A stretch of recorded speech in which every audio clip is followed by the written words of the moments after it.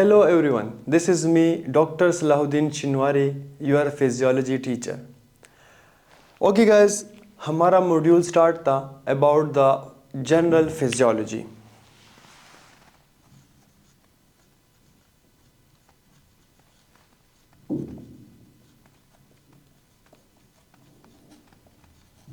ठीक है, general physiology के अंदर आज हम एक नया चैप्टर पढ़ेंगे which is about the membrane potentials. Chapter number 7, membrane potential.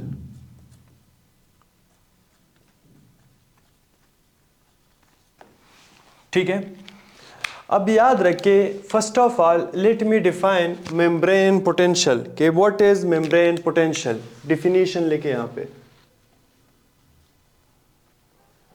Membrane potential का मतलब क्या है. It is a difference of charges या ions. It is a difference of charges or ions inside and outside the cell. ठीक है, यानी हमारे पास for example this is a cell. इस सेल के अंदर आयंस और सेल के बाहर आयंस, इन दोनों के डिफरेंस को हम क्या कहते हैं? मेम्ब्रेन पोटेंशियल कहते हैं. ठीक है, good. Remember, we have two types of membrane potential. Two types of membrane potential. Membrane potential हमारे पास दो किस्म के हैं. ठीक है, एक को हम कहते हैं resting membrane potential. एक को हम क्या कहते हैं? रेस्टिंग मेम्ब्रेन पोटेंशियल यानी RMP. और दूसरे को हम कहते हैं इक्विलिब्रियम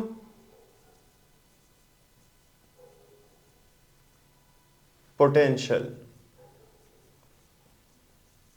ठीक है, equilibrium potential. Now we are going to discuss the first one which is known as resting membrane potential. What is resting membrane potential?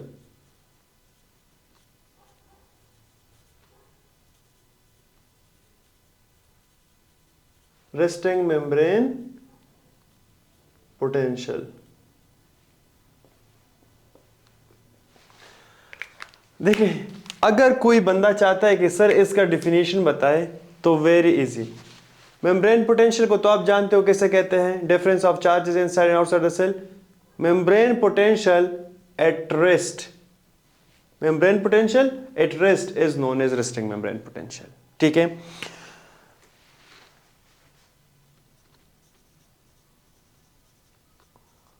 Membrane potential ये मैंने खुद से निकाला ये definition. Membrane potential at rest explain करेंगे. Definition लिखना, notes बनाना आप लोगों का काम है. मैं सिर्फ आप लोगों को आइडिया दूंगा. मेम्ब्रेन पोटेंशियल एट रेस्ट, याद रखिए, रेस्टिंग मेम्ब्रेन पोटेंशियल को डिस्कस करने से पहले एक चीज हमेशा याद रखिए. ऑल द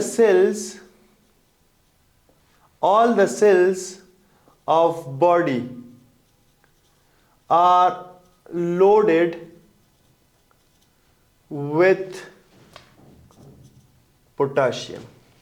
ठीक है, हमारे बॉडी के जितनी भी सेल्स हैं उसके अंदर हमारे पास क्या प्रेजेंट होता है? एक्सेसिव पोटाशियम प्रेजेंट होता है. ठीक है, दैट्स व्हाई व्हेनेवर मैंने कभी कभी सुना था ये कि सेल्स आर पोटाशियम बैग्स. मैंने सुना था, आई डोंट नो कहां पे सुना था, बट सुना था. Cells are potassium bags. Why cells are potassium bags? Because cells are excessively filled with potassium ion.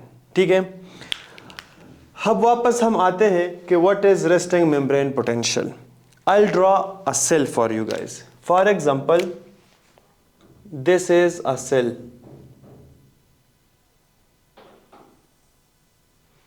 This is a cell. ठीक है, चले हम क्या करते हैं, ये वाला सेकंड सेंटेंस इसके अप्लाई करते हैं इसके ऊपर। All the cells of body are loaded with potassium. I will make cell full of potassium. This cell is filled with potassium.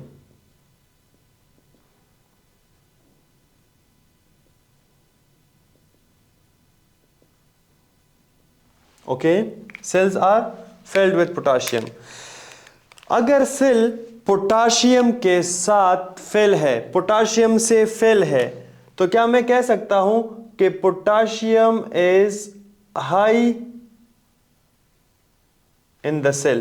Potassium क्या है, सेल के अंदर हाई है, बहुत ज्यादा है। लेकिन अगर सेल से बाहर देखूं, एक्स्ट्रा सेलुलर स्पेस में देखूं, सो पोटाशियम इज लो। ACF है ये, एक्स्ट्रा सेलुलर स्पेस ACS है। ठीक है, इसके अंदर पोटाशियम का लेवल क्या है, कम है। अब देखें, कल के टॉपिक रिवाइज करें। Inside the cell potassium high है, आउटसाइड द सेल पोटाशियम कम है। कंसंट्रेशन ग्रेडियंट बन गया कि नहीं बना? वेरी गुड, बन गया। तो अब पोटाशियम क्या करेगा, पोटाशियम डिफ्यूज हो जाएगा। सो potassium will go from higher concentration to lower concentration. So potassium is going outside. Potassium is going outside. क्योंकि हाई कंसंट्रेशन से लो कंसंट्रेशन में जाएगा, डिफ्यूजन करेगा। ठीक है, अब देखिए, जैसे जैसे पोटाशियम बाहर जाएगा तो इनसाइड द सेल पोटाशियम क्या हो जाएगा, कम हो जाएगा। इनसाइड द सेल पोटाशियम कम हो जाएगा, कम हो गया। अब देखिए, पोटाशियम के पास कौन सा चार्ज है, पॉजिटिव चार्ज है। पोटाशियम बाहर जा रहा है, मतलब पॉजिटिव चार्ज बाहर जा रहा है। तो अगर सेल से पॉजिटिव चार्ज बाहर जाएगा तो सेल के अंदर क्या रह जाएगा, सेल के अंदर नेगेटिव चार्ज रह जाएगा। सेल के अंदर क्या रह जाएगा, नेगेटिव चार्ज रह जाएगा। ठीक है, अब एट दिस मोमेंट, ठीक है, at this moment this cell is in the rest. This cell is in at rest. ये सेल क्या है, एट रेस्ट है।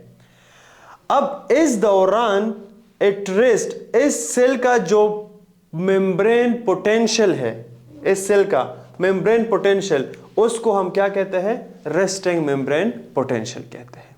समझ में है मेरी बात? कहता है कि एट रेस्ट हमारे पास सेल के अंदर जो मेम्ब्रेन पोटेंशियल है उसको हम क्या कहते हैं, रेस्टिंग मेम्ब्रेन पोटेंशियल कहते हैं। और ये जो डिफ्यूजन ऑफ पोटाशियम हो रहा है, it happens normally at rest condition. ठीक है, ये नॉर्मली होता है। अब इस दौरान याद रखें, इसके साथ क्या है, रेस्टिंग मेम्ब्रेन पोटेंशियल है। बॉडी के अंदर डिफरेंट सेल्स के डिफरेंट रेस्टिंग मेम्ब्रेन पोटेंशियल्स होते हैं। ठीक है, फॉर एग्जांपल, इसके एग्जांपल क्या है, let me tell you some examples. Examples number 1, neuron. Neuron को जानते हो ना, न्यूरॉन। न्यूरॉन का जो रेस्टिंग मेम्ब्रेन पोटेंशियल है, इट इज -70 मिलीवोल्ट। ठीक है, न्यूरॉन का कितना है, -70 मिलीवोल्ट। इसी तरह स्केलेटल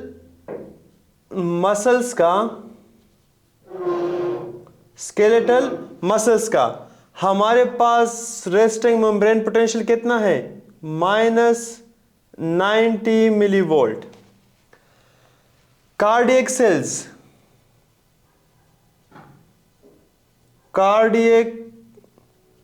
सेल्स, इसका मेम्ब्रेन पोटेंशियल कितना है, resting membrane potential, again it is -90 milli volt. So इसी तरह डिफरेंट सेल के हमारे पास क्या है, डिफरेंट रेस्टिंग मेम्ब्रेन पोटेंशियल होते हैं। क्लियर। अब देखिए रेस्टिंग मेम्ब्रेन पोटेंशियल जो है ये डिपेंड करता है, depends on certain conditions, depends on number 1, अगर पोटाशियम नहीं है तो रेस्टिंग मेम्ब्रेन पोटेंशियल होगा? नहीं होगा। क्यों नहीं होगा? क्योंकि रेस्टिंग मेम्ब्रेन पोटेंशियल तो पोटाशियम की वजह से है। तो firstly resting membrane potential depends on potassium, ये क्या करता है, पोटाशियम पे डिपेंड करता है। दूसरा, पोटाशियम कब बाहर जा रहा था? जब कंसंट्रेशन ग्रेडियंट था। अगर कंसंट्रेशन ग्रेडियंट ना होता और बाहर और इनसाइड द सेल दोनों में पोटाशियम का लेवल इक्वल होता तो पोटाशियम कभी भी बाहर ना जाता। ठीक है। सो दूसरा जो डिपेंड करता है पोटाशियम के डिफ्यूजन के लिए क्या जरूरी है, कंसंट्रेशन ग्रेडियंट जरूरी है। So the second one is concentration gradient. तीसरा, अगर पोटाशियम भी है, कंसंट्रेशन ग्रेडियंट भी है, लेकिन जो मेम्ब्रेन है इसकी परमेबिलिटी नहीं है, तो क्या पोटाशियम बाहर जा सकता है? नहीं। तो परमेबिलिटी के ऊपर भी कौन डिपेंड करता है हमारे पास, resting membrane potential. So the third one is permeability.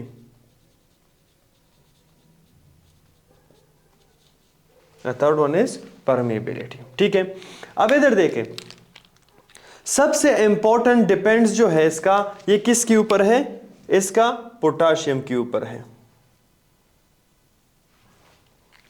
Potassium के ऊपर ये मेनली डिपेंड करता है। चलिए अब एक दो कंडीशंस हैं जिनके बारे में आप लोगों ने सुना होगा। एक को हम कहते हैं हाइपरकैलेमिया,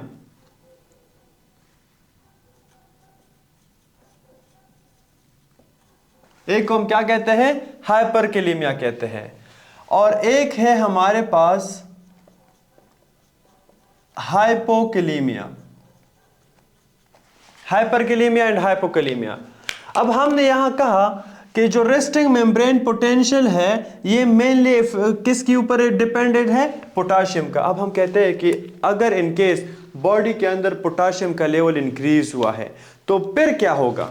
फॉर एग्जांपल यहां पे देखिए कंसंट्रेशन ग्रेडियंट था ना, सेल से बाहर पोटाशियम चला गया।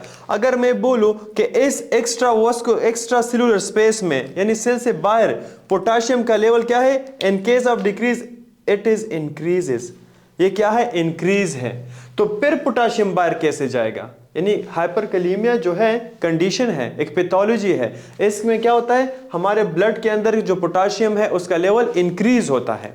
तो अगर इनकेस आउटसाइड पोटाशियम इंक्रीज है तो फिर अंदर से बाहर कैसे आएगा। ठीक है। So remember, for example we have a cell,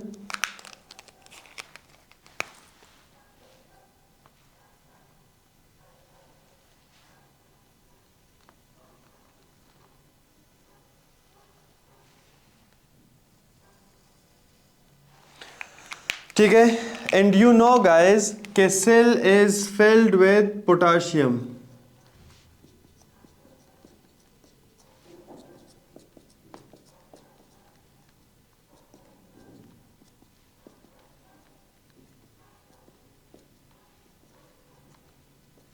ठीक है, याद रखिए ये जो सेल है इसके अंदर पोटाशियम का लेवल हाई है, ये तो जनरली होता है सारे सेल्स के अंदर है। लेकिन हाइपरकैलेमिया कंडीशन के अंदर आउटसाइड भी पोटाशियम क्या होता है, हाई होता है, इंक्रीज पोटाशियम। ठीक है, यानी यहां पे भी पोटाशियम इंक्रीजेस और आउटसाइड भी हमारे पास क्या है, पोटाशियम इंक्रीज है। अब देखें इस दौरान में क्या होता है, इस दौरान में हमारे पास ये जो सेल है ये इन पोटाशियम्स को बाहर नहीं भेज सकता। ठीक है। इन पोटाशियम को बाहर क्या नहीं कर सकता, नहीं भेज सकता, क्योंकि कंसंट्रेशन ग्रेडियंट नहीं है, आउटसाइड भी ऑलरेडी पोटाशियम ज्यादा है। तो जब पोटाशियम सेल से बाहर नहीं जा सकता तो याद रखिए these potassium will remain inside the cell, inside the cell. ये जो पोटाशियम है ये सेल के अंदर ही रह जाएंगे, ठीक है। अब याद रखें जब सेल के अंदर पोटाशियम रह जाएंगे तो potassium is a positively charge, so the cell become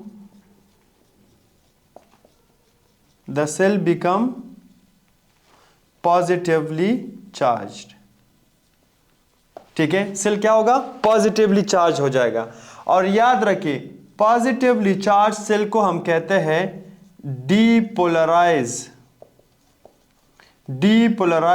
cell, यानी डी पॉजिटिवली चार्ज को हम क्या कहते हैं, जब सेल पॉजिटिवली चार्ज हो जाता है इसको हम डीपोलराइजेशन कहते हैं। तो अभी सेल पॉजिटिवली चार्ज है so it will be the depolarized cell. और याद रखिए हमेशा जब भी कोई सेल डीपोलराइज्ड हो जाता है so the cells are more excitable,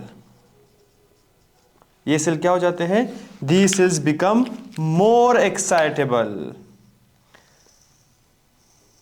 cell क्या हो जाते हैं, मोर एक्साइटेबल हो जाते हैं। अब देखें एग्जांपल इसका क्या है हाइपरकैलेमिया का। अगर हम कार्डियक सेल को लेते हैं, ठीक है, कार्डियक सेल को, और कार्डियक सेल्स के अंदर क्या हो जाए, हाइपरकैलेमिया हो जाए, यानी पेशेंट को हाइपरकैलेमिया है तो हार्ट पे कार्डियक सेल पे इसका क्या इफेक्ट पड़ेगा, यू नो गाइस, हाइपरकैलेमिया काज इरिथमियास। क्यों, क्योंकि हाइपरकैलेमिया के अंदर कार्डियक सेल्स डीपोलराइज हो जाते हैं, मोर एक्साइटेबल हो जाते हैं। जब वो मोर एक्साइटेबल हो जाते हैं तो वो जल्दी जल्दी कॉन्ट्रैक्ट करते हैं, जल्दी कॉन्ट्रैक्ट करते हैं, विच इज कॉल्ड इरिथमियास, ठीक है। इसको हम क्या कहते हैं, इरिथमियास कहते हैं। तो इसी तरह याद रखें हाइपरकैलेमिया डीपोलराइजेशन काज करता है और डीपोलराइजेशन के अंदर सेल्स क्या होते हैं, मोर एक्साइटेबल होते हैं। क्लियर हो गया, वेरी गुड। नेक्स्ट, अगर हाइपोकैलेमिया है, क्या है, hypokalemia, for example we have a cell,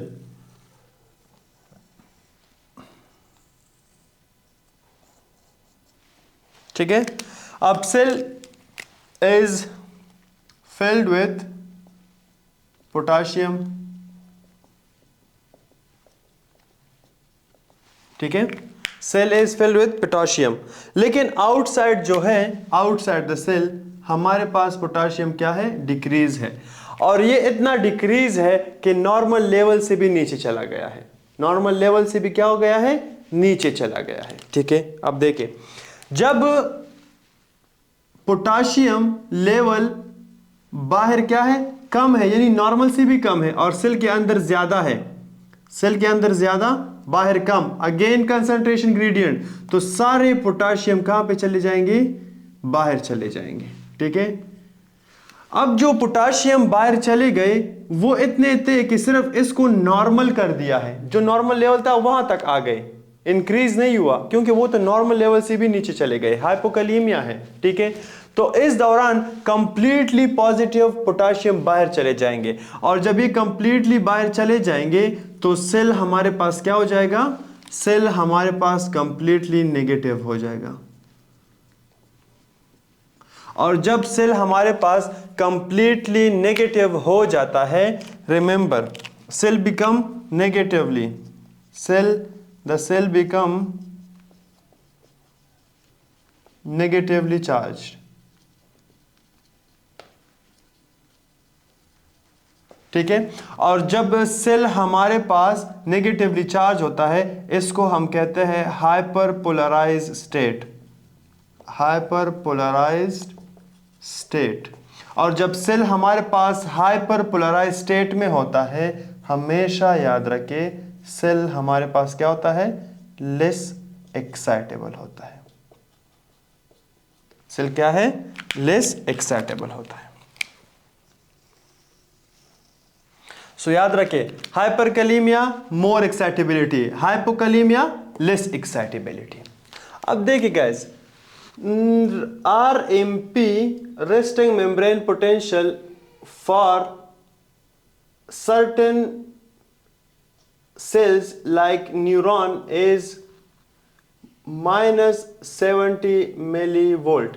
कितना है न्यूरॉन के लिए रेस्टिंग मेम्ब्रेन पोटेंशियल कितना है -70 मिलीवोल्ट। ठीक है, अब देखिए अगर ये इन केस ये रेस्टिंग मेम्ब्रेन पोटेंशियल क्या करे, ऑसिलेट करे, वाइब्रेट करे, ठीक है, इन बिटवीन -60 टू -40। ठीक है, देखें बात सुने, ये स्टेबल वैल्यू है जो मैंने स्टेबल जो RMP -70 है for neuron, it is a stable value. ठीक है, अगर ये स्टेबल वैल्यू क्या करे -60 से लेकर -40 के बीच में ऑसिलेट करे, कभी -60 पे जाए, कभी -40 पे, कभी -50 पे, कभी -56, यानी इन बिटवीन -60 टू -40 क्या करे, ऑसिलेट करे। याद रखे इस टाइप ऑफ मेम्ब्रेन पोटेंशियल को हम कहते हैं रेस्टलेस मेम्ब्रेन पोटेंशियल। इसको हम क्या कहते हैं, रेस्टलेस मेम्ब्रेन पोटेंशियल कहते हैं। Okay, when the resting membrane potential oscillates in between the certain values, उसको हम क्या कहते हैं, रेस्टलेस मेम्ब्रेन पोटेंशियल कहते हैं। अब ये रेस्टलेस मेम्ब्रेन पोटेंशियल हमारी बॉडी में कहां पे देखने को मिलता है, seen in number 1 AV node, sorry seen in number 1 आपके SA नोड में। SA नोड में हमारे पास क्या देखने को मिलता है, रेस्टलेस मेम्ब्रेन पोटेंशियल। दूसरा it scenes in a Kajal, not दिल वाले दुल्हनिया ले जाएंगे की काजल। ठीक है, it is a pacemaker of GIT, ये GIT सेल का पेसमेकर है। ठीक है, और तीसरा ये हमें देखने को मिलता है in the pacemaker for respiration, respiration के लिए जो पेसमेकर है उसमें भी देखने को मिलता है। And that pacemaker is known as Pre-Botzinger complex. It is Pre-Botzinger complex and that is present in our medulla. Clear? Resting membrane potential की समझ आ गई सबको? Very good. Now we are going toward the equilibrium, the second type of membrane potential, which is equilibrium potential.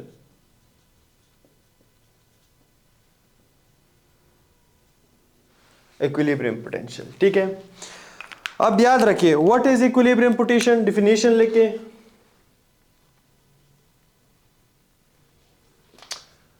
when there is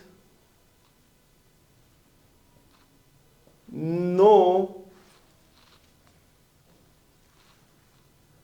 ionic movement occurs in the cell। ठीक है, जब cell के अंदर देखिए सारे कंडीशंस में मूवमेंट ऑफ आयंस हो रहा था, लेकिन अगर किसी स्टेज पे ये आयंस मूवमेंट खत्म हो जाए उसको हम क्या कहते हैं, इक्विलिब्रियम पोटेंशियल कहते हैं। फॉर एग्जांपल कैसे, let me draw a cell for you guys. For example, we have a cell.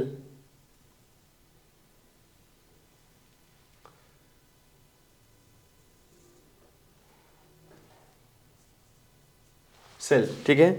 अब again I am repeating guys, cell is filled with potassium.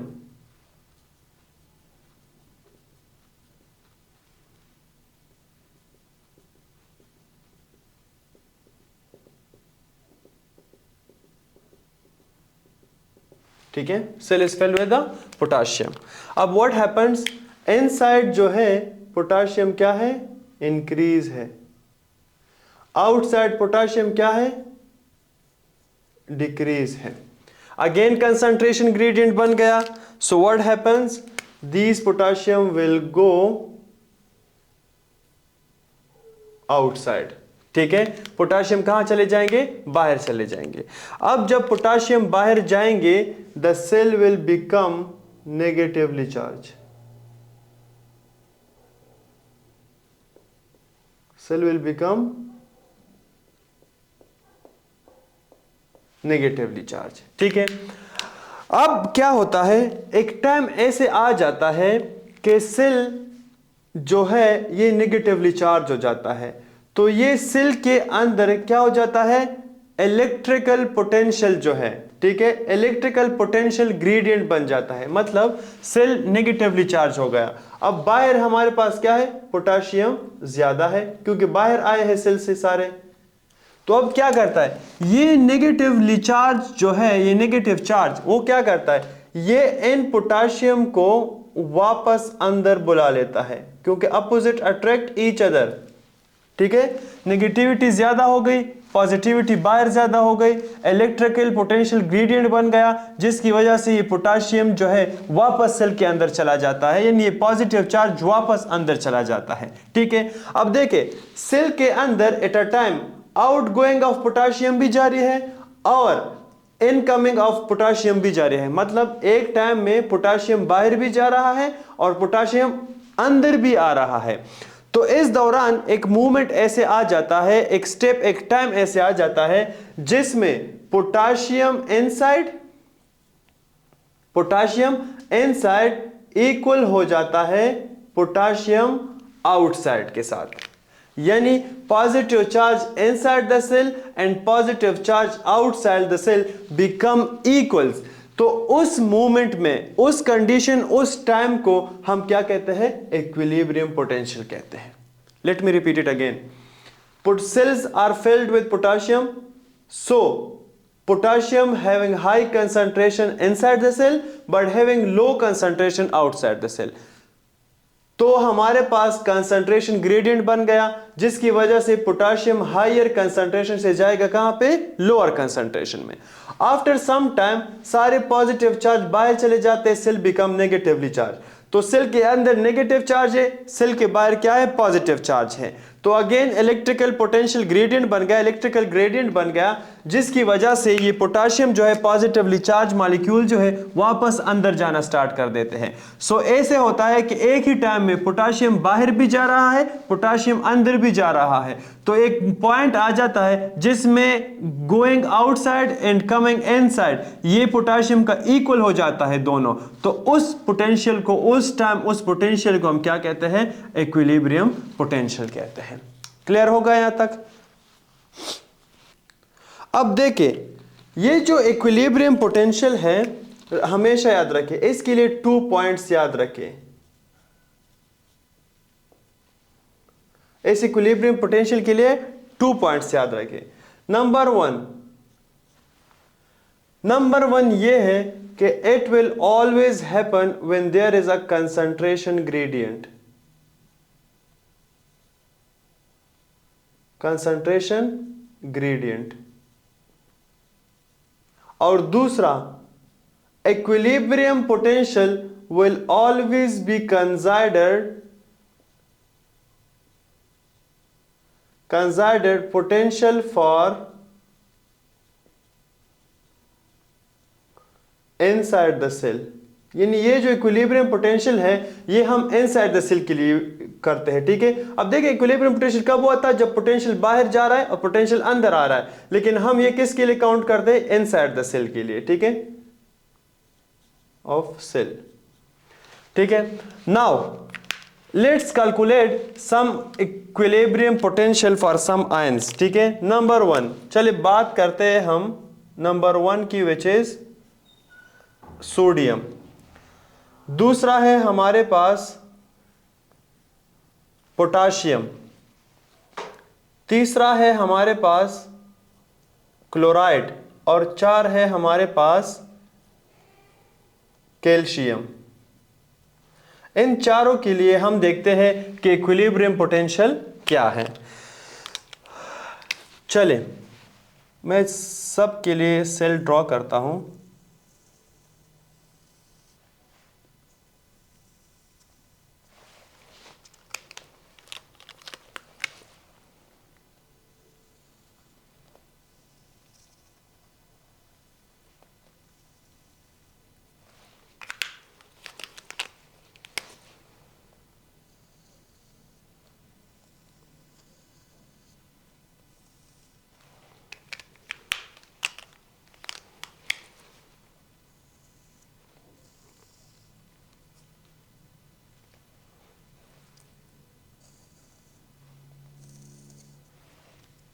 ठीक है।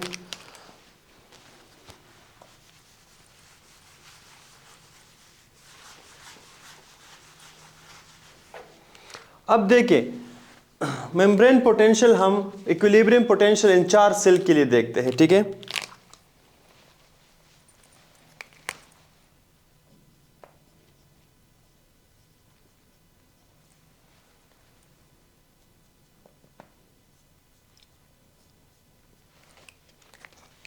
अब देखिए सोडियम जो है, सोडियम, ठीक है, ये सोडियम आउटसाइड, देखिए ये इनसाइड द सेल है इंट्रा सेल्यूलर स्पेस, ये है हमारे पास एक्स्ट्रा सेल्यूलर स्पेस। अब ये सोडियम जो है, remember it is always high in extra cellular, और सोडियम जो है इनसाइड द सेल क्या है, कम है। अब देखिए कंसंट्रेशन ग्रेडियंट है, तो कंसंट्रेशन ग्रेडियंट पहला जो है फॉर्मूला ये अप्लाई कर रहा है, कंसंट्रेशन ग्रेडियंट तो अवेलेबल है। अब क्या होगा, ये सोडियम हाई कंसंट्रेशन से जाएगा कहां पे, लो कंसंट्रेशन में, ठीक है, हायर कंसंट्रेशन जाएगा inside the cell low concentration में। अब मुझे ये बताए कि जो सोडियम है ये पॉजिटिव है या नेगेटिव, पॉजिटिव, तो इक्विलिब्रियम पोटेंशियल जो है, इक्विलिब्रियम पोटेंशियल E के साथ डिनोट करेंगे। इक्विलिब्रियम पोटेंशियल सोडियम का तो पहले है क्या, पॉजिटिव, क्योंकि sodium is a positively charge. देखिए सोडियम आउटसाइड ज्यादा है, इनसाइड कम है, ये बाहर से क्या डिफ्यूज होगा, inside.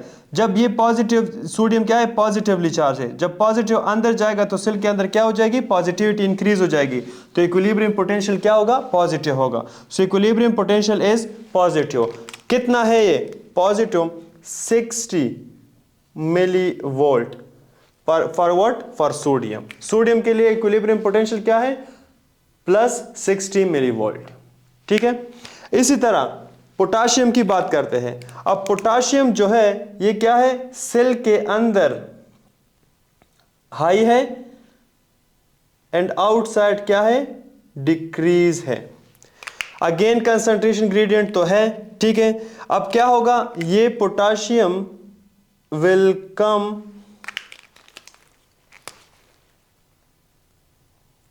outside of the cell, concentration gradient है, हाई कंसंट्रेशन जाएगा लोअर कंसंट्रेशन में। अब मुझे बताए पोटाशियम क्या है, पॉजिटिवली चार्ज है, तो जब पॉजिटिव चार्ज सेल से बाहर आएगा तो सेल के अंदर क्या रह जाएगा, नेगेटिव। तो फर्स्ट बात क्या हुई, electric potential for potassium is equal to negative, तो हो गया, ठीक है, नेगेटिव है, बट कितना है, याद रखें -90 मिली volt. Equilibrium potential for potassium is -90 milli volt. Next chloride, chloride जो है हमारे पास ये नेगेटिवली चार्ज है, और याद रखें it is high outside the cell in the extra cellular space and it is less in inside the cell. तो क्या होगा, ये हमारे पास हायर कंसंट्रेशन से जाएगा लोअर कंसंट्रेशन में, हायर कंसंट्रेशन से जाएगा लोअर कंसंट्रेशन में। अब मुझे बताए कि ये जो हमारे पास क्लोराइड है इट इज नेगेटिवली चार्ज, तो ये जब अंदर जाएगा सेल के अंदर जो पोटेंशियल होगा क्या हो जाएगा, नेगेटिव हो जाएगा। सो याद रखिए E is equal to minus, और क्लोराइड की जो हमारे पास इलेक्ट्रिक पोटेंशियल है वो क्या है, 70 milli volt. So electric potential for chloride is equilibrium potential sorry is -70 milli volt. Last calcium. अब कैल्शियम जो है इसका भी हमारे पास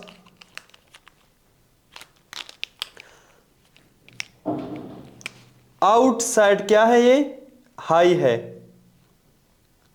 higher concentration, inside the cell calcium का कंसंट्रेशन कम है। Again it will go from higher concentration to lower concentration. अब कैल्शियम क्या है, पॉजिटिवली चार्ज है, सो याद रखिए equilibrium potential will be positive, क्योंकि पॉजिटिव चार्ज अंदर जा रहा है तो सेल के अंदर पॉजिटिविटी इंक्रीज होगी, तो पॉजिटिव, और इसकी वैल्यू क्या है 130 मिली वोल्ट, ठीक है। सो याद रखिए these are the different equilibrium potential for different ions.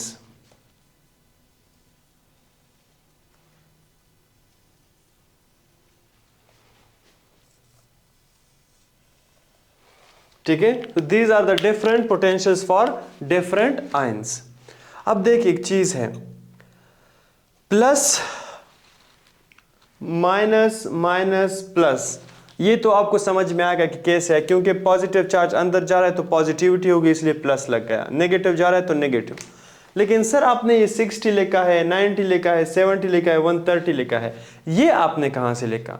अब देखिए मैंने बता दिया तो आप सब ने मान लिया, लेकिन जहन में ये क्वेश्चन है कि ये कैसे आता है। वेरी गुड, याद रखें इसको कैलकुलेट करने के लिए ये जो मैंने -70 लिखा है ये कहाँ से आया है? ये एक इक्वेशन से आया है, and that equation is known as Nernst equation.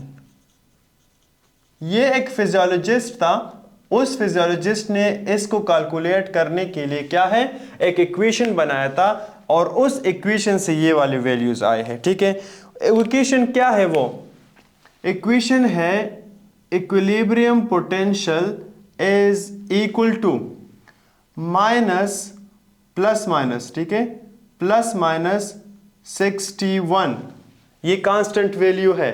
ठीक है, इस इक्वेशन का plus minus 61 multiply by log concentration outside concentration inside, ये फार्मूला है। ठीक है, अब जब कभी भी आपको एमसीक्यूज में बोले कि इस वाले आयन का इक्विलिब्रियम पोटेंशियल बताए कि इस वाले आयन का इक्विलिब्रियम पोटेंशियल क्या है, सो आपने क्या करना है, उसमें आप लोगों को वो आउटसाइड कंसंट्रेशन भी बताएंगे और नेगेटिव और इनसाइड कंसंट्रेशन भी बताएंगे, और वो चार्ज का भी बताएंगे कि इट इज पॉजिटिव और नेगेटिव। अब देखिए अगर उन्होंने कहा कि पॉजिटिव है तो फर्स्ट पॉजिटिव लेके और 61 लेके multiply by log concentration outside, for example एक वैल्यू दी होगी कि फॉर एग्जांपल 15, इनसाइड दी होगी फॉर एग्जांपल 5। ठीक है, बस आपने क्या करना है, इसका लॉग निकालना है और इसके साथ मल्टीप्लाई करना है, तो जो वैल्यू आएगी it will be the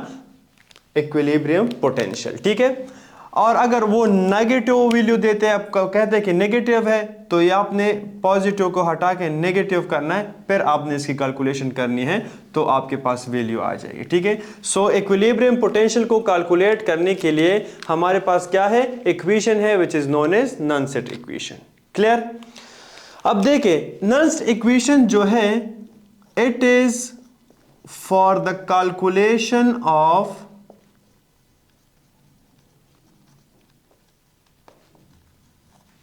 single ion. Single ion, अगर आप एक आयन का इक्विलिब्रियम पोटेंशियल निकालना चाहते हैं तो तब ये इक्वेशन है। ठीक है, लेकिन अगर इन केस आप क्या करते हो, मल्टीपल आयन के लिए निकालना चाहते हो, for multiple ion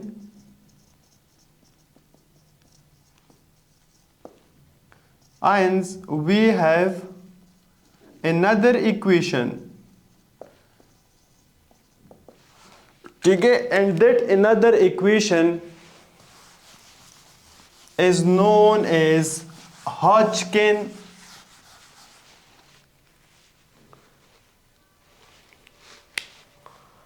another equation क्या है, गोल्डमैन Hodgkin इक्वेशन। ठीक है, सो फिर हम मल्टीपल आयन के लिए ये इक्वेशन यूज करते हैं। ठीक है, Goldman Hodgkin equation.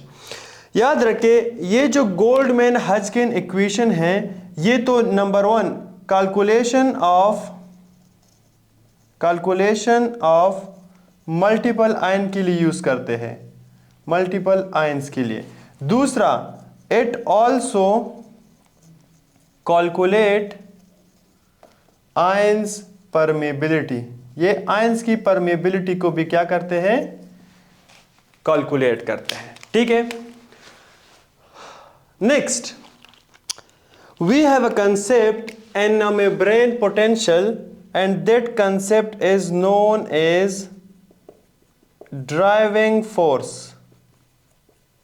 We have another concept known as driving force. ठीक है, याद रखें ये जो ड्राइविंग फोर्स है it is equal two membrane potential minus equilibrium, membrane potential minus equilibrium potential.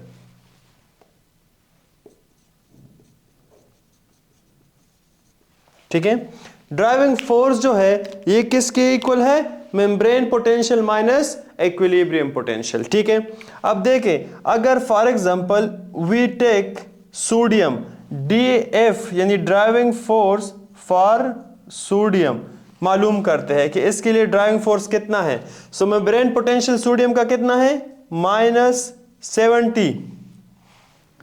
कितना है? -70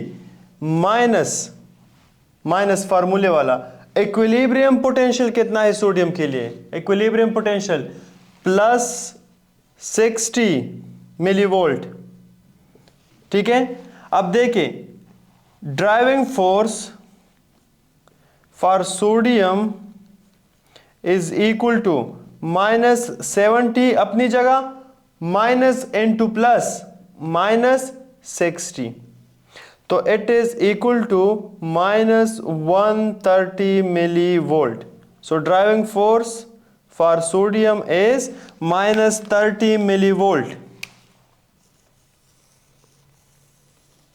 ठीक है, अब सर इस वैल्यू का ये ड्राइविंग फोर्स है क्या चीज, ये हम क्यों करते हैं? याद रखें जब कभी भी ड्राइविंग फोर्स हमारे पास नेगेटिव में आ जाता है तो इसका मतलब ये है कि ये वो फोर्स है इनसाइड द सेल जो पॉजिटिव को क्या करता है? अट्रैक्ट करता है inside the cell. For example this is a cell,